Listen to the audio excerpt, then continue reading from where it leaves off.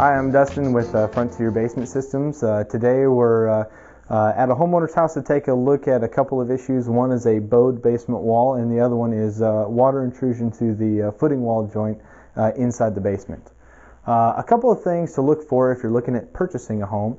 If it has a standard Cinderblock wall, a lot of times with the bowed basement, we'll see a horizontal crack that runs all the way across the entire basement.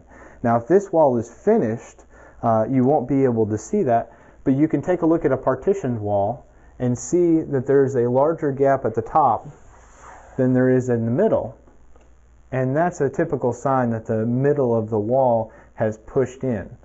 The third thing, if it has a drop ceiling, sometimes it's really easy to see that the waves on the runs of the drop ceiling have bent or bowed in, and that's a sign that the top of the wall is pushing in on this run, causing it to move over.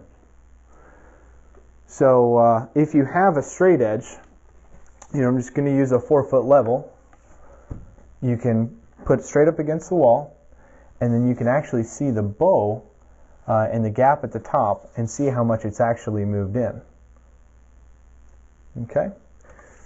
Now, if it has a drop ceiling, you can move the drop ceiling out of the way and take a look and see if there's any cracks above it as well.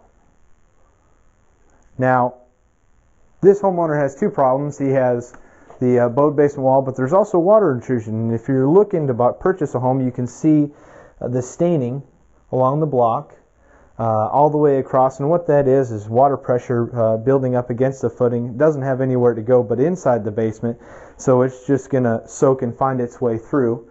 Brick and block is porous, and we know that if it's leaked once, it'll definitely leak again.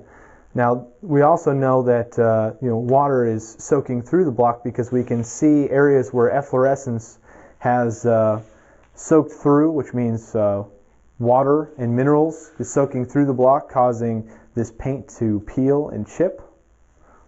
And that this homeowner has done this a couple of times, repainted a couple of times, so we can see that they've had this problem for a while.